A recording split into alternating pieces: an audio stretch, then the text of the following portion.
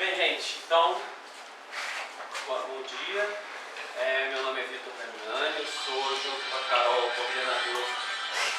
Que vergonha. Acontece. Junto com a Carol, nós somos os coordenadores das Escolas de Música e Cidadania, que é um projeto da Agência do Bem. A Carol está distribuindo o terminho que eu acabei de falar com vocês. Somos os coordenadores das Escolas de Música e Cidadania da Agência do Bem. A Agência do Bem é uma ONG que já está ativa há 14 anos. A gente acabou de completar agora no mês passado 14 anos de existência, onde a gente trabalha com educação e cidadania de forma geral. São diversos projetos e hoje o maior dos projetos são as escolas de música e cidadania. Se alguém quiser conhecer um pouquinho mais sobre a Agência do Bem, pode entrar no nosso site, agenciadobem.org.br. Vou passar aqui. E lá vão ter todos os projetos da Agência do Bem, inclusive a Escola de Música e Cidadania. E aí, para explicar, vou falar especificamente da Escola de Música e Cidadania aqui. Para explicar, eu trouxe aqui o início básico, né, qual é o nosso propósito e quais são os nossos valores. O propósito da Escola de Música e Cidadania é promover a educação cidadã para crianças e jovens por meio do ensino da música. Daí já dá para tirar alguma coisa de como é o nosso funcionamento, porque nós não estamos aqui para formar músicos, né? A gente está para promover a educação cidadã. A música ela é um meio que a gente se utiliza para isso. Claro que se o aluno quiser se tornar músico profissional, porque a gente tem diversos alunos que se tornaram, né, ele tem ferramentas para isso, mas não é o objetivo final para todos os alunos da instituição. A gente tem como valores ética, transparência, responsabilidade financeira, comunicação e empatia. A Escola de Música e Cidadania, na verdade são as escolas de música e cidadania, elas são 18 escolas no total. Como eu falei, a Agência do Bem está há 14 anos em atividade, as escolas de música e cidadania estão há 13 anos. Esse projeto foi fundado um ano depois do início da existência da Agência do Bem. Começou com um polo em Vargem Grande, né, aqui no Rio, e aos poucos a gente foi se expandindo, a gente foi na Cidade de Deus, e depois que a gente chegou na Cidade de Deus, a gente tem esses dois polos, Cidade de Vargem Grande e Cidade de Deus, como nossos dois primeiros polos. Depois que a gente chegou na Cidade de Deus, a gente percebeu que expandir o projeto, a gente poderia fazer diferente do que chegar numa comunidade. Todos os polos estão dentro de comunidades, estão dentro de áreas chamadas áreas de risco, né? Que a gente poderia chegar nesses locais sem ser, tipo, montando um espaço novo, correndo atrás de alunos e muitas vezes brigando e concorrendo com outros projetos que já estão no local. Então, o que a gente resolveu fazer? A partir do momento que saiu a Cidade de Deus, a gente falou assim, não, vamos tentar expandir, mas vamos tentar expandir em parceria. Né? E aí a gente montou o que se chama hoje de Rede de Música e Cidadania. Então, ao invés da gente chegar e montar um projeto do zero, a gente abre editais ou muitas vezes dialoga com organizações locais que queiram ter uma escola de música, muitas não têm, outras têm e querem expandir a escola de música, e a gente faz essa escola de música em parceria. Com isso, hoje a gente tem 18 polos. Né? A gente saiu de 2 para 18. A gente chegou até 20, mas infelizmente do ano passado para esse a gente teve que fechar 2 devido a questões de patrocínio. Mas hoje a gente tem 18 polos em 6 estados do Brasil. E aí eu vou mostrar os polos para vocês. A gente tem 12 no Rio de Janeiro, capital e Grande Rio, né? E outros 6 em outros estados. Então a gente tem Vargem Grande e Cidade de Deus, são os nossos 2 primeiros, Vicente Carvalho, Itaguaí, Rio Comprido, Laranjeiras, Rocha, Meier, Vila Cruzeiro, Vila de Cava, Senador Camará e São Cristóvão. Laranjeiras é o único que não fica dentro de comunidade, porque a gente tem uma escola dentro de um instituto, se chama ISAI. Eu nunca lembro o nome completo, Carol vai me ajudar. Instituto... Imperial Sociedade da Instrução. Imperial Sociedade da Instrução. É um instituto filantrópico que tem Laranjeiras há 190 anos e eles atendem alunos vulnerabilidade social, e aí eles queriam abrir uma escola de música lá dentro, e esse polo funciona um pouquinho diferente, que ela atende só alunos desse instituto. E em outros estados, a gente tem 2 em São Paulo, um na capital e um em Jaguariúna, que é uma cidade do interior, em Salvador, Fortaleza, Florianópolis e Brasília. Totalizando, a gente tem em torno de 2.000 e poucos alunos, todos fazendo aulas de música gratuitamente. Essas aulas de música, elas funcionam da seguinte maneira: a gente tem aulas de instrumentos e de canto. O instrumento, os alunos não precisam ter o instrumento, porque a gente tem os instrumentos, eles são emprestados aos alunos, os alunos levam para casa esse instrumento, estudam. Se um dia eles quiserem sair do projeto, eles devolvem esse instrumento e a gente abre aquela vaga para outra pessoa. Aí muita gente fica assim: meu Deus, vocês emprestam os instrumentos vão para casa e vocês nunca tiveram nenhum problema. Olha, eu estou na agência do bem há 6 anos. Nesses 6 anos, o único problema que a gente teve 2 problemas de desvio de instrumento. Um foi um professor, o outro foi um aluno. Então a gente conseguiu, a gente não tem muitos poucos casos disso acontecer, acaba acontecendo às vezes, mas a gente tem muito poucos casos. E essas são as aulas que a gente oferece em todos os polos, esse é o nosso currículo base, né? A gente tem uma aula de instrumento, não são todos os instrumentos em todos os polos, né? A gente tem alguma aula de algum instrumento. E aí, embora não esteja ali na lista, eu estou contando o canto coral como um instrumento também. Então a gente tem canto coral, violino, viola, violoncelo, flauta doce, flauta transversa, clarineta, trompete, trombone e percussão. Né? Isso vai depender de cada polo, cada unidade, a gente tem um perfil diferente, a gente vai ter um ou mais de um instrumentos oferecidos naquela unidade. A gente tem aula de teoria musical, né? Não precisa de muita apresentação, é a nossa aula para a gente aprender a ler a partitura, que ajuda na aula de instrumento, embora a gente trabalhe essa aula de teoria muito com criatividade. Então a gente tenta trabalhar de forma menos chata, né? Porque tudo que é muito teórico, os alunos começam a ficar um pouco, né, um pouco chatos, um pouco dispersos, exato. Então a gente tenta fazer isso de forma mais dinâmica. São com aulas com brincadeiras musicais e com criação, composição. Esse ano eles acabaram de compor uma música. Todas as turmas de forma coletiva, a gente compôs uma música que vai ser apresentada no recital agora no final do ano. E a gente tem a nossa aula, que não é uma aula de música, que é a aula de oficina criativa. A aula de oficina criativa tem esse nome, mas é a nossa aula de cidadania, né? Traduzindo aí o nome oficina criativa. Ela é dada por um arte educador. Pode ser um professor de música, pode ser um professor de teatro, pode ser um professor de dança, algum arte educador, de forma geral. Onde a gente tem temas da cidadania sendo trabalhados. Então a gente traçou esse ano 12 temas, dentre eles, tentar lembrar aqui alguns, trabalho em equipe, relação de poder, economia criativa, educação para consumo, relação de poder, saúde, saúde pública, segurança pública. Esses são alguns dos temas que foram trabalhados esse ano. E dentre esses temas, a gente escolhe um que vai servir de tema pedagógico para as aulas de música também. Então os professores de música trabalham num desses temas para a gente poder linkar isso tudo, e esse ano a gente escolheu, não foi uma coincidência, infeliz coincidência, mas a gente escolheu a questão da preservação do equilíbrio do meio ambiente. A gente escolheu isso no primeiro semestre, ainda para o segundo semestre, logo depois estourou essa crise ambiental toda que a gente passa hoje, o que também deu bastante material para a gente trabalhar. Inclusive a música que foi trabalhada e foi composta pelos alunos na teoria musical se chama Sonata Amazônica. Então é uma sonata, uma forma sonata, para quem entende, daqui a pouco eu vou falar disso, de formas musicais, é um formato de música específica, igual as sinfonias, igual sonata para piano, enfim, que eles compuseram como tema, falando sobre a Amazônia, sobre o desmatamento, sobre como preservar. Isso foi composto pelos alunos de forma coletiva. Como é que funcionam, né, como é que a gente avalia esses alunos nas aulas? Né? A gente tem 2 formas de avaliar esses alunos. De forma mensal, os professores todos avaliam os alunos pelo desempenho, pela dedicação e pela disciplina.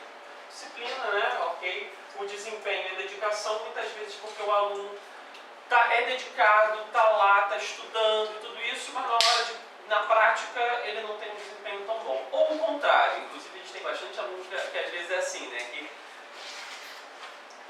leva para a barriga o ano inteiro, mas na hora que você põe o instrumento na mão, fala assim, toca, ele. Né? E isso é uma forma da gente entender como é que é aquele aluno e saber como que a gente vai trabalhar com ele, o que a gente pode tentar conversando com ele, com os responsáveis, como que a gente vai conseguir levar o semestre e o ano, na verdade, com eles. Isso aqui depois vai para o responsável, um gráfico do ano inteiro, de como, e para os alunos, principalmente os mais velhos, o gráfico do ano inteiro, como é que foi, para eles terem uma noção. Além disso, a gente tem uma audição, que são as nossas provas finais. Todo semestre a gente tem, onde a gente expõe o aluno de propósito, né? Porque no meio musical isso acontece muito, a gente expõe uma banca, geralmente é o professor, eu e mais algum professor convidado. E esse aluno toca ou canta sozinho para essa banca e a gente vai avaliar aquele aluno naquele momento, né, exatamente, que é esse tipo de avaliação. Nenhuma das duas avaliações, as duas vão para esse boletim, onde a gente entrega para os responsáveis, para os alunos, para eles entenderem como é que a gente avaliou, mas nenhuma aprova ou reprova o aluno.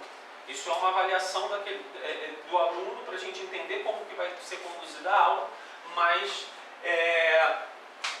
o que faz os alunos passarem de uma turma iniciante para intermediária, da intermediária para avançado, é o professor. Isso pode acontecer durante o semestre, pode acontecer no final do semestre, pode acontecer no início do semestre.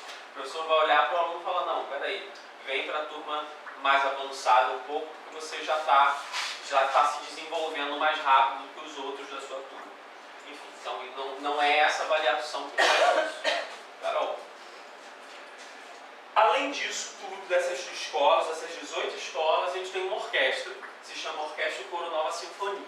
Essa orquestra é daqui do Rio, a gente tem pretensão de algum momento estar em outros estados também, mas ela é daqui do Rio, e ela funciona para os 12 polos que são do Rio. Todos os 12 polos que tenham alunos acima de 12 anos, né, eu esqueci de falar, as escolas funcionam de 7 a 17 anos.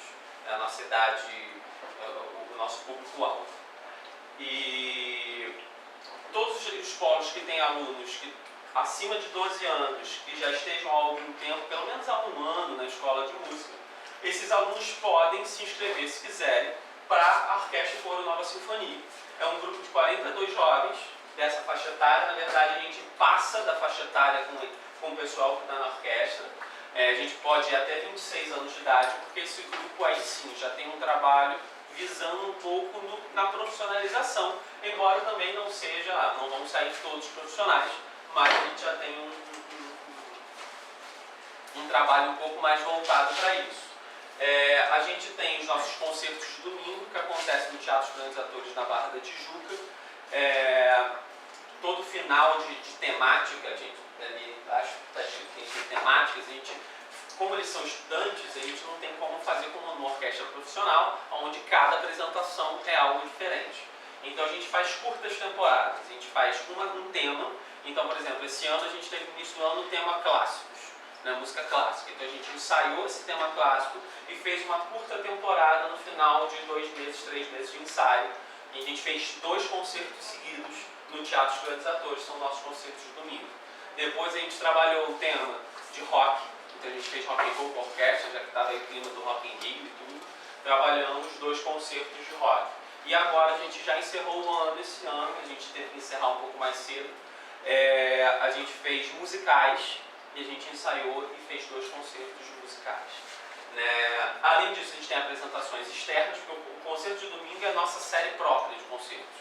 Então a gente tem os concertos externos e a gente já foi convidado para diversos lugares, a gente já tocou no Aniversário do Cristo, a gente já tocou no MAN de Niterói, no MAN do Rio, no MAC lá de Niterói, Copacabana Palace, Forte Copacabana, e a gente inclusive já teve alguns alunos que foram para fora do país. A gente já teve um grupo de alunos que se apresentou no Olimpiar em Paris, a convite de um dos patrocinadores, isso já tem alguns anos, e a gente teve um grupo de alunos que passou numa seleção e fizeram uma turnê pelos Estados Unidos com outro projeto, né? Eles foram 3 anos seguidos que esses alunos foram e passam um mês nos Estados Unidos tocando e tal. Se alguém quiser conhecer, tem Facebook, tem Instagram, né? Pode ir lá, que esses concertos são legais, são concertos didáticos, como a gente tem muita criança na plateia, a gente tenta trazer essa ideia de concerto didático. Eu sou o regente da orquestra, além de coordenador do projeto, né? Isso aqui é uma apresentação que a gente fez no Quitandinha, lá em Petrópolis.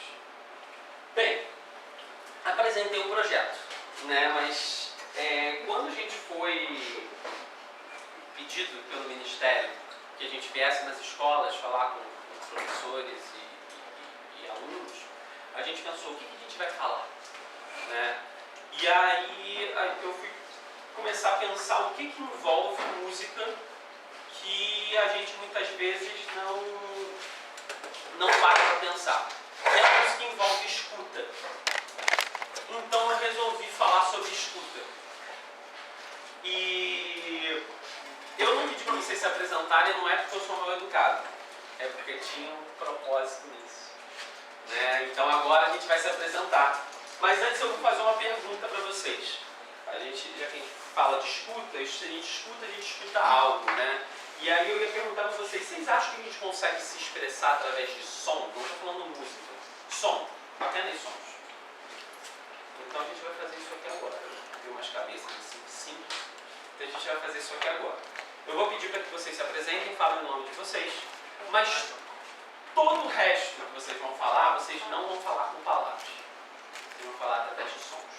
E eu preciso entender quem são vocês. Eu vou dar um exemplo aqui na frente. Tá? Então eu vou me apresentar. A única palavra que eu vou falar, fonética, é o meu nome, Vitor. O resto todo eu vou estar emitindo som. Pode ser com a boca, pode ser com o corpo, pode ser na mesa, enfim. Eu vou emitir sons para que vocês entendam quem eu sou. E aí depois a gente vai um por um. É simples, é rápido, um som, só para a gente entender. Então vamos lá. Vitor. Me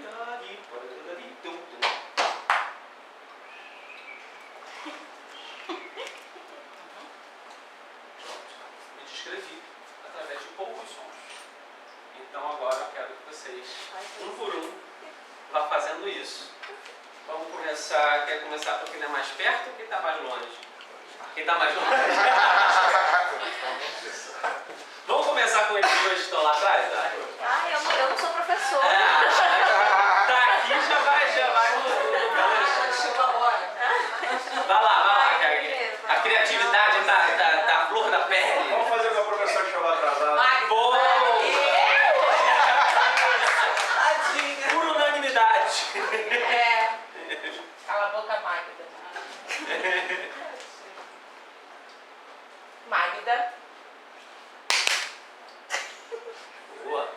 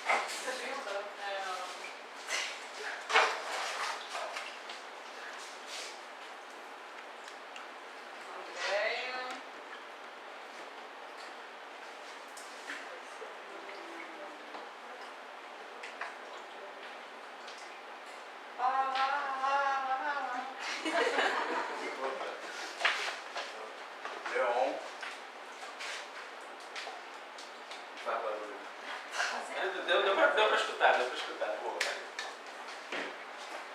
Elaine.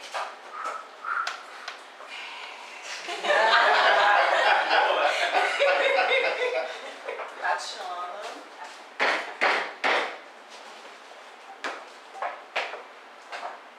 Deu. Deu? Isso.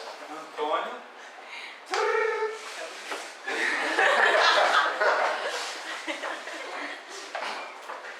Alberto.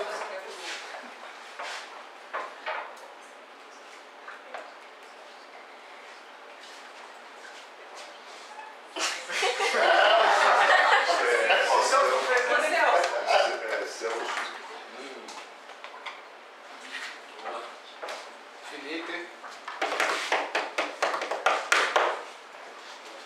Luísa. Legal, vocês não vão escapar não. Márcia.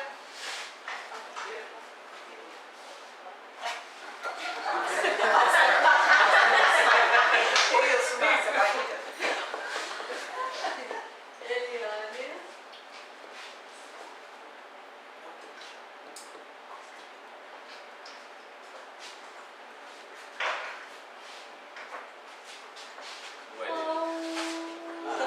No final. Gente, isso é só mais para quebrar o gelo, né? Falando sobre sons. E eu trouxe aqui uma fala de um educador musical canadense, que na verdade, embora ele seja um educador musical, ele fala sobre escuta, de forma geral. E eu sempre digo que toda escola devia ter pelo menos um desses livros desse cara, que é o Murray Schafer. Não sei se alguns de vocês conhecem ele.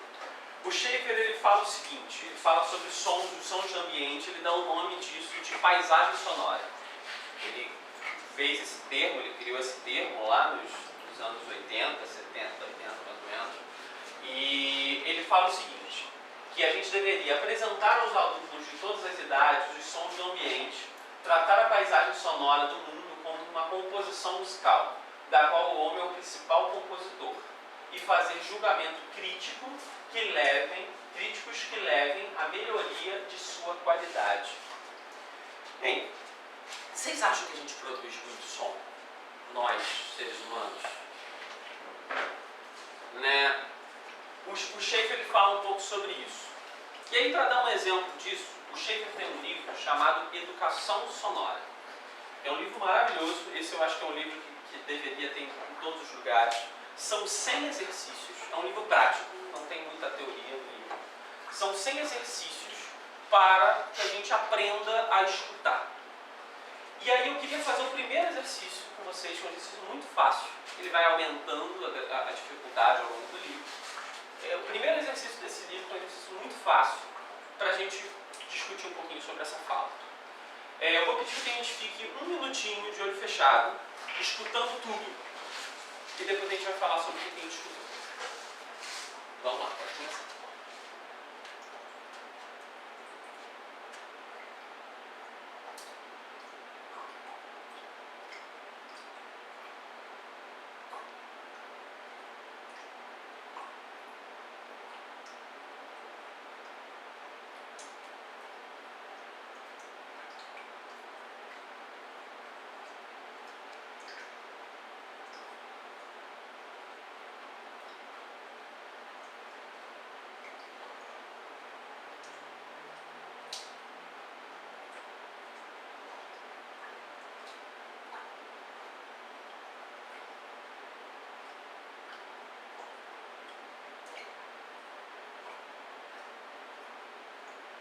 Ok, vamos para os olhos. E aí, o que a gente escutou? O ar-condicionado, a água pingando, Barulho de carro. o meu pé que eu fiz assim quando terminei. O que mais? Só lá de fora. A gente tem a sorte dessa sala ser bem para dentro e ser fechada, né? Então a gente conseguiu um ambiente mais Se eu silencioso. disser pra você que eu escutei a minha respiração. Legal. Eu também estudei. Legal. Guarda isso aí que a gente vai chegar nesse ponto. Adoro quando as pessoas falam de escutar a respiração. Alguma coisa mais eles escutarem vocês? Além de respiração? barulho do aço. Os pensamentos. Os meus pensamentos. Pensamentos que eles... Boa. Bem, o que o Schaefer ele fala? Existe na Organização Mundial de Saúde, né, esqueci o nome específico, mas existe uma quantidade de decibéis que dizem que é o saudável do corpo humano. Eu não vou lembrar o valor específico, mas está ali entre 60 e 70 e pouquinhos decibéis, que é o que é o que seria saudável para o nosso corpo. 70 e alguma coisa. A partir disso começa a fazer mal para o nosso corpo. Uma vez eu fiz esse exercício na minha época de faculdade, que o professor trouxe um decibelímetro, né? E ele falou, gente, faz silêncio, fecha as janelas, fecha as portas, só que a escola de música do FRJ fica no centro da cidade, né? E aí fez tudo fechado, todo mundo em silêncio, ele ligou e o aparelho marcou 230 decibéis. Provavelmente a maioria aqui, todo mundo já passou em alguma situação na vida, geralmente em sala de aula. Para aquela situação de, caramba, alguma coisa está me irritando, eu não sei o que é, eu não sei o que é, eu não sei o que é, e você sai do ambiente, geralmente a sala de aula, você fala assim, ufa, era o som que estava lá dentro. Aquela quantidade de barulho que estava me deixando impaciente, estava me deixando irritadiço, né? Então, realmente o som mexe muito com a gente. O excesso de som pode ser muito prejudicial para a saúde humana. E é isso que o Schaefer vem falando. Ele fala, será que se o ser humano soubesse escutar o mundo, tudo à sua volta, a paisagem sonora à sua volta, será que ele produziria a quantidade de som que ele produz? Será que se o engenheiro do ar-condicionado tivesse se preocupado em não produzir som, será que ele teria feito um ar-condicionado com tanto barulho? O projetista do carro, será que ele teria feito um carro que produz tanto som? Então, através desse apelo pela educação da escuta, o Schaefer ele tenta fazer com que a nossa qualidade sonora do mundo melhore.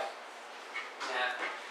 E foi legal você ter falado da respiração, porque muitas vezes a gente tem tanto som à nossa volta que a gente não para reparar nos sons que a gente produz naturalmente.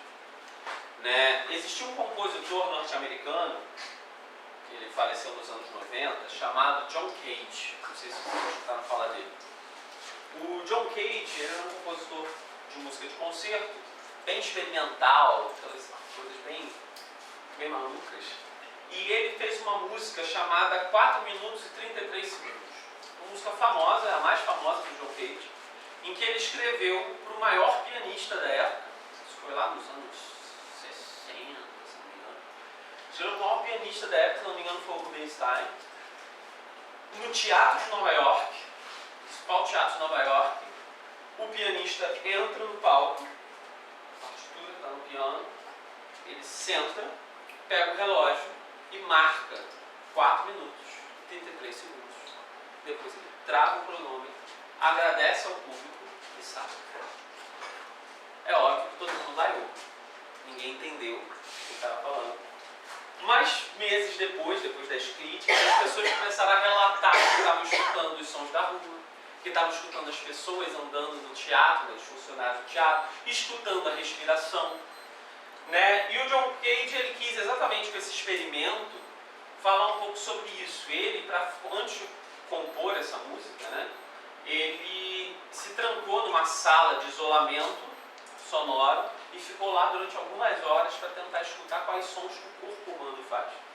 E ele botou, né, muitas vezes a gente não repara o som da nossa respiração, muitas vezes a gente não repara, mas a gente conseguiria escutar se a gente tivesse num silêncio quase que absoluto o som do nosso batimento cardíaco. E tem um outro som que a gente produz também que é muito alto, só que tem tanto som à nossa volta que a gente não escuta. Quem aqui já teve em algum local bem silencioso e a gente escuta aquele zumbido no ouvido? Né? Que a gente fala do silêncio ensurdecedor, né? Aquele zumbido no ouvido é o nosso sistema nervoso trabalhando. São os neurônios. Eles criam aquele zumbido. Só que a gente só escuta isso quando a gente não tem quase nenhum som externo. Né? Então, é legal para a gente começar a perceber que a paisagem sonora, como o Schaeffer fala, nós somos os principais compositores. Não somos os únicos, mas somos os principais compositores. Então, a gente tem que ter cuidado com isso. Agora eu vou perguntar para vocês. A gente já percebeu que a gente talvez não sabe escutar tanto o mundo, mas em música a gente sabe escutar? Eu sou muito ligada à música, então Legal, eu não sei se tem não músicos consigo aqui. fazer nada sem. Eu não sei se tem músicos aqui. Músicos que eu Músicos, digo, não. pode ser profissional ou pode ser amador. Amador. E amador eu não falo no sentido de que é pior do que o profissional, não. Eu falo no sentido da palavra real, aquele que ama, né? Aquele que pode fazer tão bem ou até melhor do que um músico profissional, ele só não ganha dinheiro com isso. Então a gente tem um músico amador, tem algum outro músico aqui? Alguém que toca algum instrumento ou canta? Eu canto na igreja e toco. Certo. Então a gente sabe escutar música. Então a gente sabe falar o que são frases musicais, sessões musicais, pontes, interlúdios, períodos, temas. Sabe? Legal. Bem, a música, ela é igual a um texto. Então a gente fala texto musical. A gente tem esse termo. Então a gente tem, óbvio que eu estou fazendo uma provocação. A gente vai ter pessoas que sabem, a gente vai ter pessoas que não sabem, ninguém é obrigado a saber isso. Mas a música ela se divide em várias partes, tanto é que a gente tem uma área da música que é sobre análise musical. E a gente pode ter temas, a gente pode ter frases, a gente pode ter pontes, né? É muito parecido com o que a gente faz com textos em literatura e tudo isso, essas análises todas. E a gente tem uma ciência na música que estuda isso. Se chama formas musicais. E só para explicar rapidamente o que são formas musicais. Formas musicais é a organização de ideias sonoras e músicas desenvolvidas e configuradas organicamente dentro de um contexto histórico e cultural, as quais devem se apresentar sob diferentes estruturas e seções. Isso estou indo para um termo mais técnico da música. Mas muitas vezes a gente escuta música. Eu vou dar um exemplo de uma música clássica e de uma música popular. A gente escuta a música e nosso comentário depois é legal. E aí, às vezes a gente não vai reparar que, por exemplo, a gente vai escutar a Missa em Si menor de Johann Sebastian Bach. Vou dar primeiro um exemplo clássico. Missa em Si menor de Johann Sebastian Bach, uma peça de inspiração católica, embora Bach fosse luterano, ou seja, uma peça. Bach gostava muito da questão do ecumenismo. Uma peça que fala sobre a vida de Jesus. E a peça tem 3 horas de duração cravada, com 33 movimentos. Esses movimentos são divididos em 3 grandes sessões, que são divididos, cada uma dessas sessões, em 3 subseções, e cada uma dessas 3 subseções tem 3 movimentos dentro dela. Olha que curioso, Jesus morreu com 33 anos. Provavelmente a maioria das pessoas iria escutar essa música e ia falar assim, bonita. A legal. composição de Bach, né? Composição de Bach. Missa em Si menor. Eu já tive a oportunidade de cantar essa peça quando eu cantava no coro profissional. É muito bonito. É grande. São 3 horas de duração, 33 movimentos. São movimentos relativamente curtos, mas são 33 movimentos. Precisa de uma pausa no meio, senão o músico não aguenta esse tempo todo tocando e cantando. E nem o público também. E muitas vezes a gente não percebe, a gente escuta essa música inteira e não percebe toda essa arquitetura. Isso é uma arquitetura que Bach fez para pensar nessa música. Óbvio que eu estou dando um exemplo muito grande, né? Inclusive, se a gente for pegar o submovimento central, né, vai dar, são 3 movimentos, né, que tem nessa subseção, na verdade central, 3 movimentos. Cada um dos 3 movimentos é composto em cima de 3 notas. A primeira foi, ainda é, porque a música dele, mas assim, o primeiro movimento desses 3 centrais é a encarnação de Jesus. Então são 3 notas descendentes, ou seja, para baixo, para significar encarnação. O movimento central da peça é a crucificação de Jesus. São 3 notas repetidas para exemplificar, para trazer a ideia da martelada da crucificação. E o terceiro e último desse centro é a ressurreição de Jesus. Então são 3 notas ascendentes, onde Jesus ressurge, né? Então tem toda essa arquitetura por trás da música que a maioria das pessoas que assistem fala assim, legal. Agora vamos para um exemplo popular, né? menos complexo do que essa catedral que Bach fez. Vamos pegar, todo mundo aqui sabe que compartilhou Missa em Si menor. Isso, em Si menor, esse é o nome mesmo. Música clássica a gente tem essa mania de botar o tom da música como nome. Si menor. E vamos para o popular. Alguém que sabe me explicar o que é um partido alto? Partido alto é um tipo de samba. É um tipo de samba, legal. Nem o Zeca Pagodinho sabe. Pô, eu ia chegar, não é a explicação do Zeca Pagodinho, não. Mas é um tipo de samba, legal, já estamos... Eu acho. Não é, você está certíssimo. E a gente já está bem à frente da maioria das pessoas, inclusive o Zeca Pagodinho. Né? Mas e além disso? Porque a gente, dentro do samba, a gente tem partido alto, samba enredo, samba canção, bossa nova, É porque ele tocava pagode. no tom alto, seria isso? Partido alto. Não. Não? O partido alto ele é o seguinte: toda vez que a gente tem uma música, um samba, sendo cantado por um solista, e o tempo todo você tem um refrão intervindo com um coro cantando, você tem um partido alto. Então, por exemplo, Zeca Pagodinho adora cantar partido alto. Eu não lembro direito a letra. Hoje a comida já sobrou pra mim. Aí o coro todo repete. O bagaço da laranja, o solista, sobrou pra mim. O bagaço da laranja, sobrou pra mim, é o coro. O bagaço da laranja. Vocês vão reparar que muitos sambas têm isso. Um solista e de repente vem um coral, várias vozes cantando juntos, um refrão. Todo samba que é dessa forma se chama partido alto. Isso é uma forma musical. Aquilo que eu falei antes. Antes daqui. É uma forma musical. A gente está entendendo a seção, a estrutura da música. E outra coisa que a forma musical faz, que é muito interessante, é que a gente... É isso aqui, né? O contexto histórico-cultural. Porque muitas vezes a gente coloca a música num lugar que ela não deveria estar. Vamos ver se vocês lembram disso. Vocês conhecem aquela música, eu acredito que sim, A Área da Rainha da Noite, de Mozart?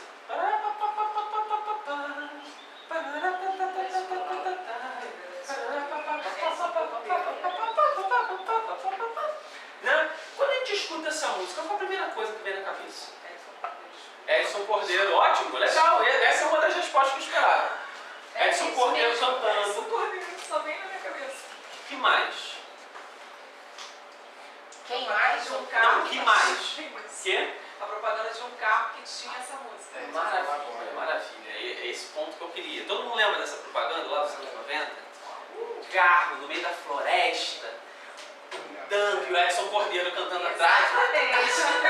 E lindas, paisagens lindas, o carro passando por um rio, floresta, pássaros voando do lado do carro.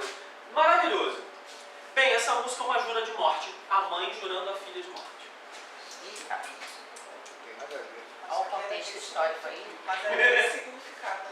Quê? Ela é ressignificada com a Exato. questão do carro. Então a propaganda do carro, ela foi colocada com um outro sentido, com um outro significado, que não tem nada a ver com a música. Essa música ela faz parte da Flauta Mágica, que é uma ópera de Mozart, que é uma ópera política, inclusive, porque Mozart era muito engajado politicamente. Ele era um pré-iluminista, e essa obra tem conceitos do iluminismo, porque essa ópera ela fala de 2 reinos, o reino da Rainha da Noite e o reino dos Arastros. A Rainha da Noite, ela era a déspota, como todo mundo imagina um déspota, né? Ditadora, mandava matar todo mundo que era contra ela e tudo isso. E os Arastros já eram déspota consciente. a população votava as decisões, ele escutava todo mundo, ele falava com todo mundo, enfim. É sempre um jogo entre os dois reinos. Só que o filho do Zarastro se apaixona pela filha da Rainha da Noite, né? E ela por ele. E quando a filha dela resolve fugir com ele, para se casar com ele, a mãe descobre e vira para ela e fala assim: se você for lá, eu própria te mato. Trouxe para a filha. E a gente colocou essa música, a Jura de Morte, pesadíssima, no meio da floresta. Né? Então esse é um exemplo de como que às vezes a gente pode colocar a música num contexto histórico-cultural diferente e não condizente. A música de Djavan, né? Flor de Lis também foi Sim. uma música triste, né? Sim, Mas assim, levado pro samba e sim. as pessoas às vezes cantam assim, como se fosse uma música comum e tal, de festa, de dança e tudo, mas Exatamente, uma muitas história vezes a gente triste. não sabe colocar, e isso influencia muito na interpretação. Porque o samba, em essência, ele é uma música triste. Todos os sambas. O Vinícius já fala esqueci o nome da música. Ele fala que para fazer um samba com certeza é preciso um bocado de tristeza, senão não se faz um samba não. Né? Vinícius de Moraes fala isso numa música. Então o samba por si só, ele já carrega uma essência de tristeza nele. Só que muitas vezes quando a gente vai interpretar a música, a gente esquece disso. E a letra é super triste da música, você está fazendo uma interpretação, né, super pra cima. Valei Deus, é o fim do nosso amor, perdoa. Né? Então é isso que a ideia, o estudo das formas musicais vem trazer pra gente. Mas aí vem a pergunta: como fazer para a gente fazer com que o aluno se interesse por escuta musical? Nessa hora que eu faço um apelo, né? Infelizmente a gente não tem mais a música, não sei se aqui na escola tem aula de música, mas a gente não tem mais a música como obrigatoriedade no currículo, nem a música, nem as outras artes, né? Geralmente a gente tem o desenho geométrico que tenta, né, sozinho suprir um pouco dessa ideia das artes, mas não consegue um simples fato de curricular. Mas, então eu sempre faço esse apelo, né? Se vocês acharem que é legal o que eu estou falando, se vocês puderem colocar algum exercício, alguma brincadeira, algo. A maior dificuldade que eu vejo dos professores de artes, quando eu tentava, né, agora depois eu dei uma desistida, unir história da arte com todo aquele contexto, né, dentro de uma catedral gótica, Sim. fazer com que eles ouçam. Gente, não precisa gostar, eu Sim. sei que vocês não gostam, mas é só um trechinho, ou de um canto gregoriano, Sim. ou de uma música clássica, né? Mas assim, é apavorante, assim, como falar, é um suicídio para eles. Ouvir Mas aí que tá, isso que eu ia puxar o assunto agora. Como fazer, isso. né, que esse aluno se interesse? E aí eu gosto de trazer essa citação aqui de um texto, que é muito interessante, né? Um dos princípios básicos da educação musical deve considerar e compartilhar do discurso musical dos alunos, propiciando uma ampliação das relações que eles já têm com a música, conduzindo-os a novas experiências, para que assim sejam capazes de estabelecer uma relação real entre música e cultura, música e vida. Aí entra um pouquinho também da minha opinião, né, aqui, não estou sendo imparcial nesse momento. Né? O que o Queiroz fala nesse texto? A gente na sala de aula, a gente está em constante troca. Né? A gente não está... Eu gosto de tentar esquecer aquela ideia antiga de o aluno estar na sala de aula para receber o conhecimento que o professor tem. Né? A gente está ali em troca. O aluno também tem conhecimento, ele também tem vivência. Né? Então, se eu, Vitor, nascido, classe média, do Rio de Janeiro, branco, homem, heterossexual, aprendi piano com 5 anos de idade, porque minha avó era pianista, toco piano com isso há 26 anos, fiz faculdade de música, me tornei regente, me tornei coordenador. Será que a minha vivência de música é a única verdade? Então eu vou chegar na sala de aula e falar, gente, vamos lá, vamos escutar Shostakovich. Vou botar, eu amo Shostakovich. Aí vou botar na sala de aula, Shostakovich. Vai ter metade da sala que não vai gostar. Por quê? Porque não esteve acostumado com essa vivência. Não significa que é bom ou que é ruim o Shostakovich. Mas como é que eu vou me aproximar daquilo, né? Do universo? Eu tenho que entender o universo cultural e musical do aluno, porque eu, inclusive, vou aprender com ele. Né? Eu, inclusive, vou aprender com ele. Nesse momento, a gente sempre tem aquela grande polêmica, né? Mas aí o aluno vai trazer um funk para a sala de aula. Eu me amarro. Me amarro. Eu, pessoalmente, gosto pessoal, eu não gosto. Mas eu adoro quando os alunos trazem o funk para a sala de aula. Porque muitas vezes, através do funk, através do sertanejo, através do pagode, vamos botar aí 3 ritmos sempre, 6 estilos musicais sempre estigmatizados. Bota Kevinho, bota Kevinho. Esse eu não conheço. Aqui, eu ando com isso aqui e tenho levado para a sala de aula. Alguns meses aí eu resolvi fazer isso. Aí eu levo e falo, o que vocês querem escutar? Enquanto eu não estou explicando nada, enquanto eu não estou dando a matéria. Aí é um debate, né? Que um quer o Kevinho, o outro quer o Thier, sei lá, outro quer o... Não, mas a Thier é samba, né? Acho que é samba. Aí o outro quer o Raça Negra, enfim, cada um dá um... Falei, calma, um de cada vez, eu boto. Depois que eles escutam agora, é minha vez. Então eu mostro pra ele o tipo de música que eu gosto. Sim, é sempre uma troca, né? E aí eu percebo, até foi semana passada eu estive aqui na biblioteca, aí botei um rock. Vários se identificaram e disseram, eu gosto, conhece essa música, conhece aquela. Sim, Então assim, eu acho que por aí vem mesmo esse estímulo. Né? Eu, inclusive, muitas vezes, quando eu trago aquele assunto de formas musicais, independente da música que seja. E muitas vezes os alunos vêm trazendo de casa, caramba, olha só, eu escutei de uma música X, sei lá, qualquer estilo, que se assemelha muito com a música Y de outro estilo. E eles começam a buscar e começam a reparar isso. Começam a abrir o leque para reparar vários tipos de manifestação e aí cultural. o que tem acontecido? Trabalhar o texto da música, né? Sim. Que é o meu caso, que é a língua portuguesa. Para eles se interessarem. Exato, o texto da música. E sim, nós temos que ter olhar crítico. Eu não estou falando que a gente não tem que ter olhar crítico. Né? A gente tem que saber criticar, né? Todos os tipos de música. Mas todos os tipos de música de forma igual. Né? Por que a gente tem no Brasil, muito lugar do mundo que tem isso, onde a gente precisou que uma manifestação cultural sonora tivesse que ter um projeto de lei para ser incluída como música? Isso foi o funk. O funk é a única manifestação cultural, porque é uma manifestação cultural, no mundo inteiro, que precisou que um político fizesse uma lei para ele ser incluído como música.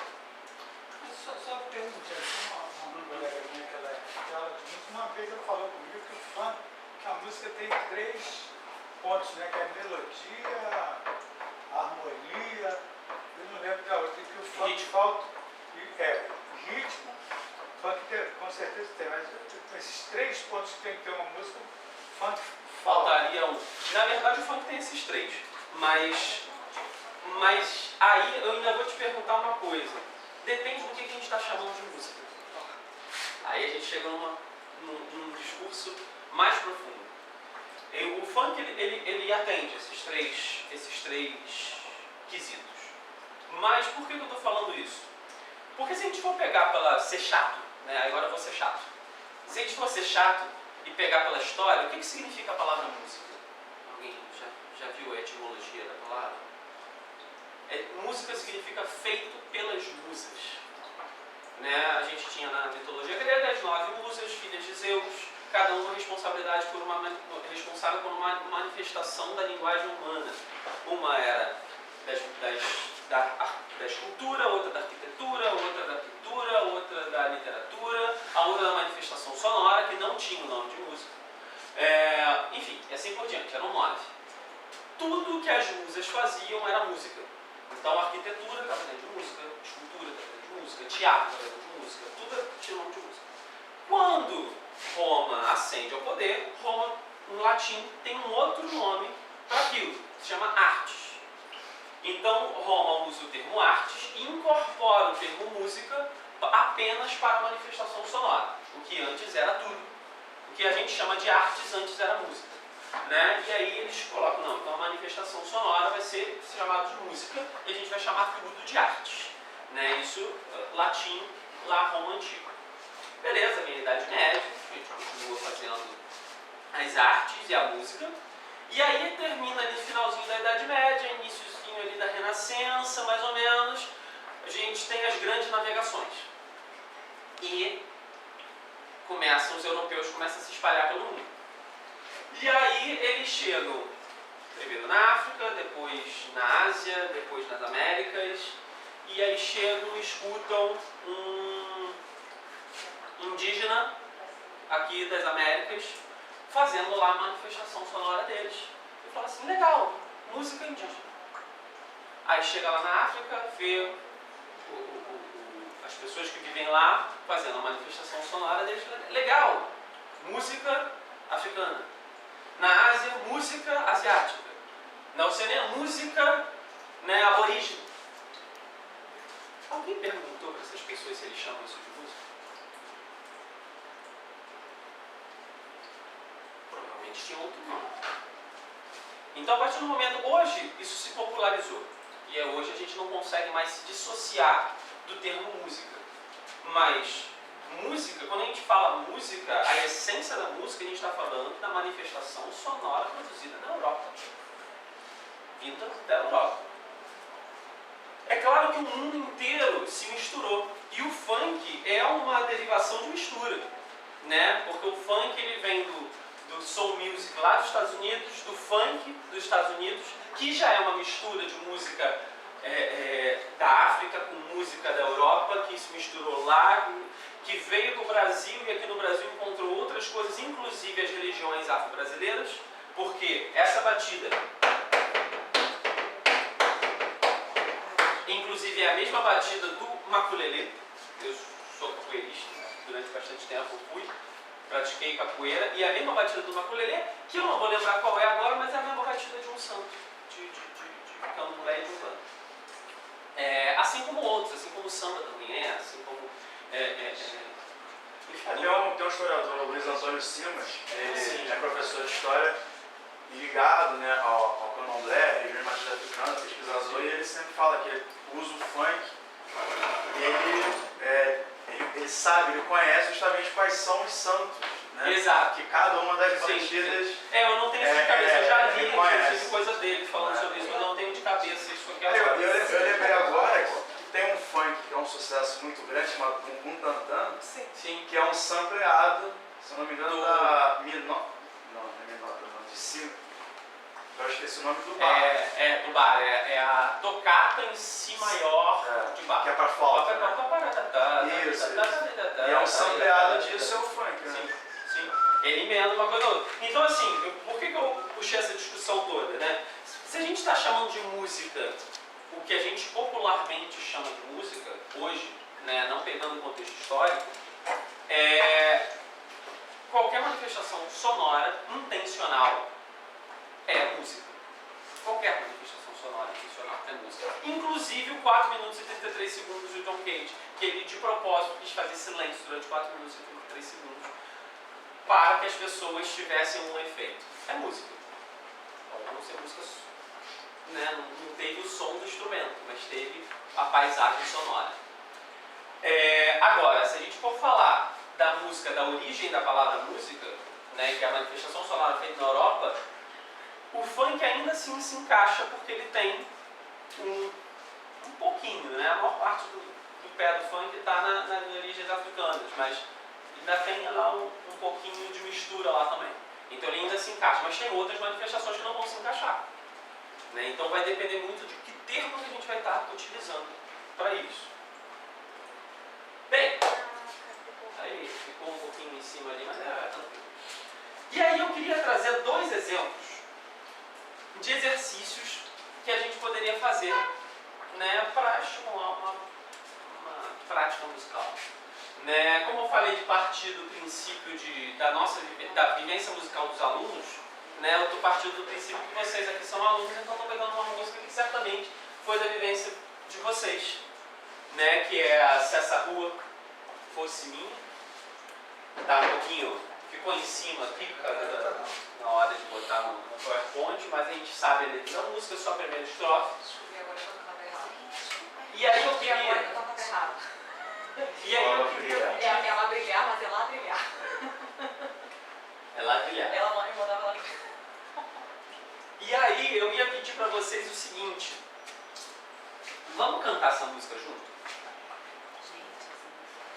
Só esse iniciozinho. Só o iniciozinho da música. Se essa rua... Olha lá. 1, 2, 3. Se essa rua fosse minha, eu mandava ladrilhar com pedrinhas de brilhante para o meu amor passar. Ok, só isso. Tá apagado aqui também embaixo, mas a gente conhece esse trecho bem. Agora eu quero mostrar para vocês que música não tem certo ou não tem errado, né? E eu quero que a gente improvise. A gente vai repetir a música cantando. E vocês vão improvisar livremente. Na hora que vocês quiserem, vocês podem criar o que vocês quiserem. Ah, eu posso cantar a música com uma segunda voz, trocando as notas? Pode. Eu posso criar um contracanto, ou seja, se essa rua fosse minha, pode. Só tem uma condição. A gente tem que escutar a melodia principal da música, que a gente acabou de cantar. Ou seja, vocês têm que praticar a escuta. Se o colega do lado estiver improvisando, a gente não pode improvisar. Se o colega do lado não estiver improvisando, a gente pode improvisar. Mas não vai ter uma regra. Eu não vou estar aqui indicando, você improvisa, você não improvisa. Vocês vão perceber isso através da escuta de vocês. Vai dar certo? Provavelmente não. Mas não tem certo, não tem errado. Provavelmente não vai dar certo porque a gente está acostumado a escutar como música. Mas é um exercício musical, 100% válido. Então vamos de novo. Eu vou puxar aqui, vocês podem começar cantando. E a hora que vocês quiserem, podem começar a improvisar. Mas aí todo mundo junto? Todo mundo junto. Mas como é que eu vou improvisar? E vai improvisar, vai dar um... Exatamente. uma Vocês mistura têm que de estar se sons? escutando para que não tenha um excesso de improviso e a melodia se perca. Entendeu? Vocês têm que estar se escutando. Eu estou escutando a melodia. Tem gente fazendo a melodia, então eu posso improvisar. Ah, não, tem muita gente improvisando, então eu vou cantar a música normal porque senão vai ficar sem a melodia. Vamos tentar? 1, 2, vai! Se essa rua fosse minha, eu mandava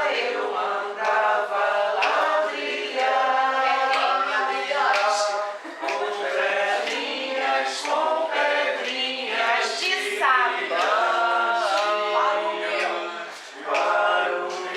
para o meu amor passar. De novo!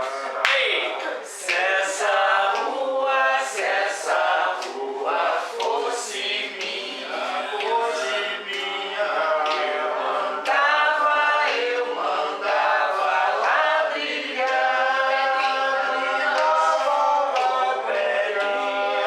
com pedrinhas de sabão para o meu amor passar. Ok, uma salva de palmas. Gente, isso é só para dar um exemplo de como que a gente pode trabalhar a criatividade musical, né? Sem ter um certo, sem ter um errado. Né? Se a gente fosse pegar aquelas regras de harmonia, melodia e ritmo, tem um monte de nota errada. Se a gente esquecer essas regras, a gente fez música, tá tudo certo. E depois a gente pode até, se quiser, colocar dentro das regras. Eu ia fazer um outro exercício, mas eu fiquei sabendo que o tempo já está meio curto. Então, só vou explicar o que seria esse exercício. Era um exercício com uma outra música, que eu ia cantar a música, vocês iam escutar. É uma música que fala sobre o meio ambiente, eu puxei um tema que a gente está fazendo nas escolas de música. E eu ia sugerir que vocês escolhessem, eu ia dividir vocês em grupos, e vocês escolhessem uma estrofe ou duas estrofes para interpretar sem usar som. Então a gente estaria falando de música sem usar música. E aí vocês poderiam fazer mímica, poderiam fazer sons. Quer dizer, vocês poderiam fazer sons, vocês não poderiam fazer sons fonéticos, ou seja, não podia cantar e nem poderia falar. Né? E os outros grupos iam tentar adivinhar aquilo. Infelizmente a gente não vai ter muito tempo para isso. E aí eu vou encerrar só com um textinho aqui. Essa seria a música. E aí eu vou encerrar só com um textinho aqui. De um educador musical, amigo meu, Leonardo, que ele fala o seguinte: o ensino-aprendizagem musical nos distintos espaços educativos, escolas de educação básica, projetos sociais, escolas vocacionadas e conservatórios de música, perpassa por aspectos que envolvem a escuta, a experimentação e a criação. Esses processos conferem diversificadas funções em âmbito estético, significativo e cultural, sendo um meio essencial para o desenvolvimento musical humano. A música é uma linguagem artística, que é uma linguagem humana. Né? Então, a partir do momento que a gente aprende a escutar, a gente aprende a se expressar através da música, não precisa ser um profissional, não precisa ser... mas saber que isso existe e saber que a gente pode se expressar através dali, a gente está abrindo mais um caminho. Né? A gente pode se expressar através da ciência, a gente pode se expressar através da fala, da língua, das nossas línguas, né, que tem no mundo inteiro. A gente pode se expressar através da religião, mas a gente também pode se expressar através da arte. Né? E muitas vezes a arte é renegada. Né, professor? E muitas vezes a gente não sabe que a arte é uma linguagem humana e que a gente pode se expressar através dela. Então esse é o apelo que eu faço para vocês, que a gente fale mais de arte, que a gente escute, aprenda a escutar a arte, música especificamente aqui, puxando sardinha para o meu lado, mas todos os tipos de arte, que a gente, independente da origem, independente de onde é que seja, sem preconceitos, coração aberto para escutar todas as manifestações que existem. E sim, que nós façamos nossas análises críticas em cima do nosso gosto, em cima de tudo isso, para que a arte esteja sempre em processo, né, de desenvolvimento. Gente, obrigado pela atenção. Agradeço a todos vocês terem disponibilizado esse tempinho para escutar o músico meio doido aqui falando.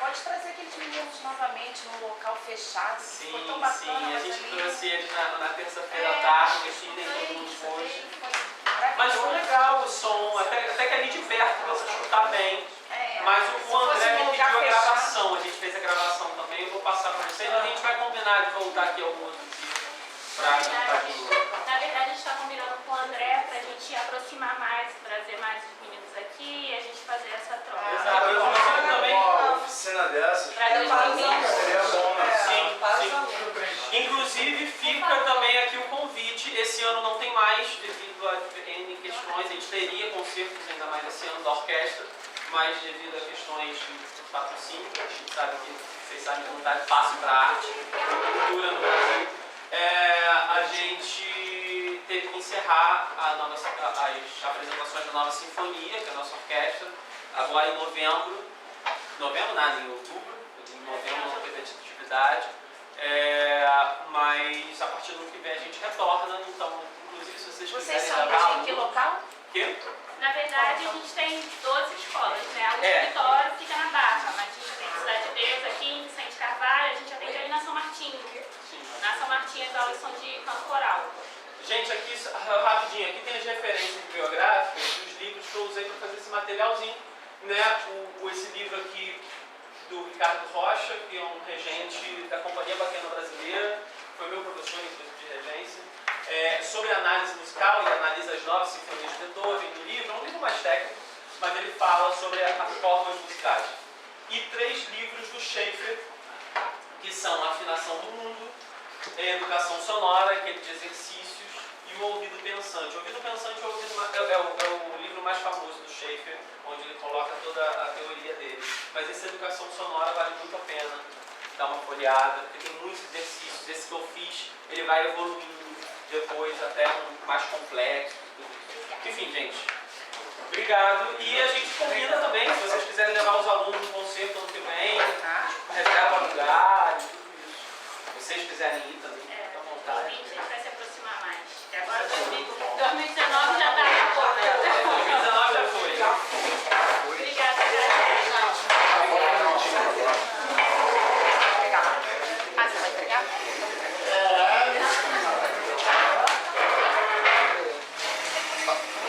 E essa caneta aqui? Você é o Vitor? Isso. É Vitor? Só pausar aqui. Ah,